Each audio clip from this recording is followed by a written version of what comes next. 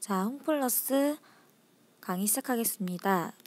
6단원 힘을 써서 일을 해 처음 단원인데요. 자, 이 단원에서는 우리가 과학에서 말하는 일이 무엇인지 알게 되는 단원입니다. 우리가 보통 책도 읽어야 되고 뭐 과제가 많거나 청소도 해야 되고 할 일이 많을 때 오늘 너무 할 일이 많다 이런 식으로 일을 표현을 하는데요. 과학에서의 일은 이것과 조금 다릅니다. 그래서 오늘 과학에서 일은 도대체 무엇인지 알아보도록 하겠습니다. 자, 그러면 지금부터 과학에서의 일이 무엇인지 그리고 과학에서의 일은 어떻게 구할 수 있는지 알아보도록 하겠습니다. 자, 그림을 보시면 책상을 밀고 가고 있고요. 꽃바구니를 들어 올리고 있고 수레를 밀고 가고 있습니다. 자, 이 그림의 힘은 빨간색, 이동 방향은 파란색으로 선생님이 한번 표시해 보도록 하겠습니다. 자, 첫 번째, 책상을 밀고 갑니다. 자, 밉니다. 그러면 밀고 가는 쪽으로 이렇게 힘이 작용을 하겠죠. 두 번째, 꽃바구니를 들어 올립니다. 자, 듭니다. 들기 때문에 위쪽으로 이렇게 힘이 작용을 하는 거겠죠. 세 번째, 수레를 밉니다. 그런데 왼쪽으로 밀어야 되기 때문에 이쪽으로 이렇게 힘이 작용을 하겠죠. 그럼 이런 식으로 빨간색처럼 힘이 작용했을 때 도대체 이동 방향은 어느 쪽이 될지 한번 알아보도록 합니다. 자, 책상을 밀고 갑니다. 빨간색처럼 오른쪽으로 밀고 있기 때문에 책상은 오른쪽으로 이런 식으로 이동을 하겠죠.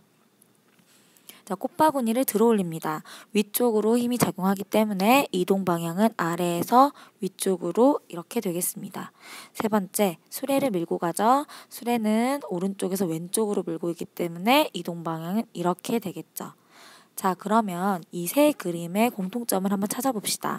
자, 세 그림 다 힘과 이동 방향이 같은 방향을 하고 있죠. 자, 같은 수평정사 내에 힘과 이동 방향이 동시에 있을 때 이때를 과학에서의 일을 했다 이렇게 볼 수 있습니다. 일을 했다는 것은 어떤 물체에 힘이 작용했을 때 힘이 작용했을 때 그 물체가 힘의 방향으로 이동을 하게 되면은 이때 일을 했다고 우리가 표현할 수 있겠죠. 자, 일에는 항상 힘과 이동이 함께 나와야 일을 한 겁니다. 그러면 힘의 크기가 같을 때와 이동 거리가 같을 때 언제 일을 더 많이 할 수 있을지를 살펴보도록 하겠습니다. 자, 힘의 크기가 같습니다. 힘의 크기가 같을 때는요. 자, 선생님이 똑같이 책상을 밀었는데 한 책상은 1m만 밀었고 한 책상은 2m를 밀었습니다. 그러면 2m를 민 책상에 일을 더 많이 해준 거겠죠? 이렇게 이동 거리가 더 많을수록 일은 더 많이 한 거기 때문에 일의 양은 더 커진다고 할 수 있겠습니다. 두 번째, 이동 거리가 같습니다. 예를 들어서 여러분이 책상과 의자, 학교 책상과 의자를 똑같이 3m를 이동하고자 합니다. 3m를 이동하고자 하는데 책상을 밀 때 의자를 밀 때보다 훨씬 더 힘이 많이 들어가겠죠. 결과적으로 책상과 의자는 똑같이 3m를 갔지만 우리가 책상을 미는데 더 많은 힘을 썼기 때문에 더 무게가 큰 책상을 밀었을 때 일을 더 많이 했다고 할 수가 있습니다. 그러면 결국에 이동거리가 같지만 힘이 더 많이 들어갈수록 힘이 더 많이 들어갈수록 힘의 크기가 클수록 일을 더 많이 했다. 이렇게 이야기를 할 수가 있겠죠. 자, 그러면 우리는 일이 힘과 관련이 돼 있고 또 이동거리랑 관련이 돼 있다고 알고 있습니다. 자, 이동거리가 커지면 일도 많아지고 힘을 더 많이 썼으면 일의 양이 더 커진다. 결국에 일은 힘과 이동거리에 비례한다고 이야기할 수 있습니다. 자, 일의 양은요. 그래프를 봅시다. X축은 이동거리를 나타내고요. Y축은 힘을 나타내죠. 자, 우리가 방금 얘기했듯이 일은 힘과 이동거리와 관련이 있습니다. 힘에도 비례하고 이동거리에도 비례했죠. 힘이 커지면 일도 많이 한 거고 이동거리가 커지면 일도 많이 했습니다. 이런 식으로 비례했을 때 힘과 이동거리의 곱이 일의 양이라고 우리가 표현할 수가 있습니다. 따라서 힘 곱하기 이동거리는 1 이렇게 표현할 수 있는데요. 자, 1은 힘 곱하기 이동거리다. 이 식을 절대 잊어버리지 않도록 합니다. 자, 그러면 이 그래프에서 X축은 이동거리, Y축은 힘을 나타내고 있습니다. 세로축과 가로축을 곱하게 되면은 이 그래프의 아래쪽 넓이를 구할 수가 있는데요. 세로축은 힘을 나타내고 가로축은 이동거리를 나타내고 있기 때문에 X축 곱하기 Y축, 즉 이동거리 곱하기 힘. 자, 이렇게 했을 때 이 그래프 아랫부분의 넓이는 1의 양을 의미한다고 우리가 볼 수 있겠습니다. 왜냐하면 1은 힘 곱하기 이동거리라고 했죠. 자, 근데 그래프를 봤더니 힘 곱하기 이동거리는 그래프의 아랫부분의 넓이를 표시하고 있었죠. 그렇기 때문에 그래프에서 아랫부분의 넓이는 힘 곱하기 이동거리고 1을 나타낸다. 자, 따라서 그래프에서 1의 양을 구할 수 있어야 됩니다. 중요하니까 알아두세요. 자, 그러면 1의 단위는 도대체 무엇일까? 1의 단위는요, 우리가 줄로 표시할 수 있습니다. 자, J로 표시하고 읽을 때는 줄이라고 읽습니다. 그러면 이 줄의 의미는 무엇이냐? 1뉴턴의 힘으로 어떤 물체를 1m를 이동시켰을 때 우리는 1줄만큼 일을 하였다. 이렇게 얘기할 수 있습니다. 따라서 이 줄은 힘의 단위인 뉴턴, 그 다음에 거리의 단위인 미터가 곱해진 뉴턴과 미터를 곱해진 값이라고 우리가 얘기할 수가 있겠죠. 그래서 1은 우리가 줄로 표시할 수 있겠습니다. 그러면 우리가 일을 할 때 수평으로 이동시킬 때가 있고요. 자, 수직 방향으로 이동시킬 수가 있습니다. 그럼 그때 한 일에 대해서 조금 더 세밀하게 알아보도록 하겠습니다. 자, 책을 밀고 있죠? 자, 오른쪽으로 이렇게 미는 힘이 작용합니다. 자, 힘으로 밀었을 때 당연히 이동거리가 생기겠죠. 이동거리가 생길 겁니다.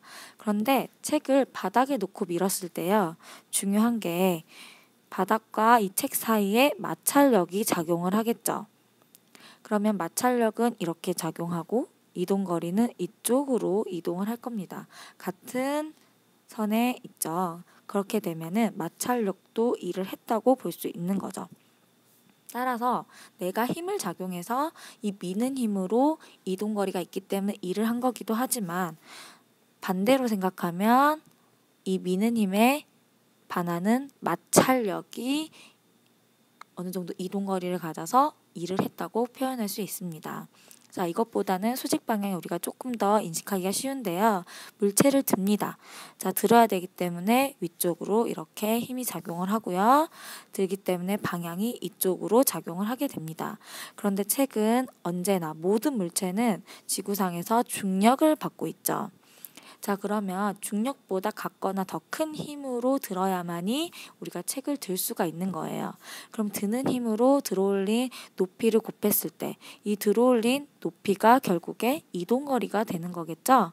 자, 이동거리가 있을 경우에 일을 한 거라고 얘기할 수 있는데 드는 힘은 중력에 반한 힘이기 때문에 결국에 우리는 중력이 들어올린 높이만큼 일을 했다. 이런 식으로도 볼 수 있는 거죠. 그래서 수평으로는 마찰력이 일을 한 거.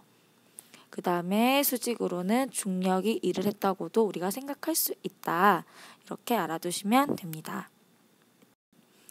여기서 이제 뭐가 중요하냐면 우리가 일을 하지 않았을 경우가 어떤 경우인지가 중요한데 여기서 또 한 번 얘기해야 되겠죠. 일은 뭐 곱하기 뭐다? 그렇죠. 힘 곱하기 이동거리다. 자, 일을 하지 않았다 했을 때는 일이 0일 때를 얘기를 하는데요. 자, 힘이 0일 때 첫 번째. 자, 우리가 얼음판 같은 경우에서 어떤 사람이나 물체를 밀었어요. 근데 내가 힘을 가하지 않아도 그 물체가 미끄러져 갑니다. 근데 그 물체에는 아무 힘도 작용하지 않아요. 내가 일부러 힘을 주지 않았어요. 그런데도 이동거리가 생기죠. 이동거리가 있는데도 불구하고 힘이 0이면은 힘이 작용하지 않으면 그때는 일을 하지 않은 거라고 과학에서는 이야기합니다. 두 번째, 이동거리가 0일 때인데요. 자, 이때는 대표적으로 여러분이 벽을 밀 때라고 생각하시면 되겠죠. 자, 벽을 밉니다. 엄청나게 많은 힘과 엄청나게 큰 힘으로 벽을 막 밀어요. 근데 벽이 움직이질 않아요. 이동거리가 없어요. 자, 결과적으로 어떤 일도 하지 않은 거죠. 그렇기 때문에 내가 아무리 많은 힘을 줬음에도 불구하고 이동거리가 0이면 이때도 우리는 일을 하지 않았다고 봅니다. 자, 이 두 가지 경우에는 우리가 사실 조금 쉬워요.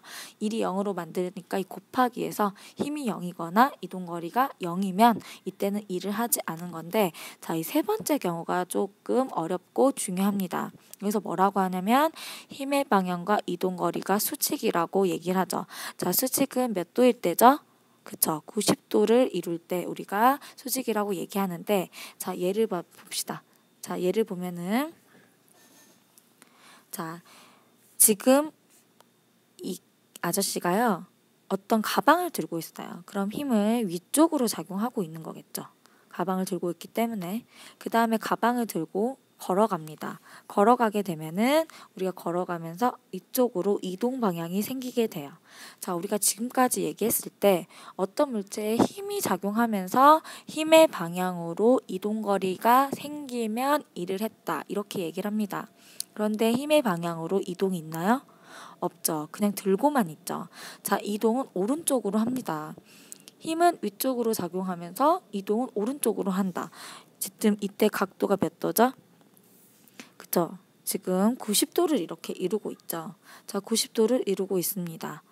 힘의 방향과 이동거리가 90도를 이룰 때 우리는 일을 하지 않은 거라고 보는 거예요. 왜냐하면 힘의 방향으로 이동거리 없고 이동 방향으로 힘이 없기 때문에 결과적으로는 일을 하지 않은 것이다. 이렇게 보는 거죠. 그래서 힘의 방향과 이동거리가 수직일 때도 우리는 일을 하지 않은 경우라고 생각할 수 있습니다.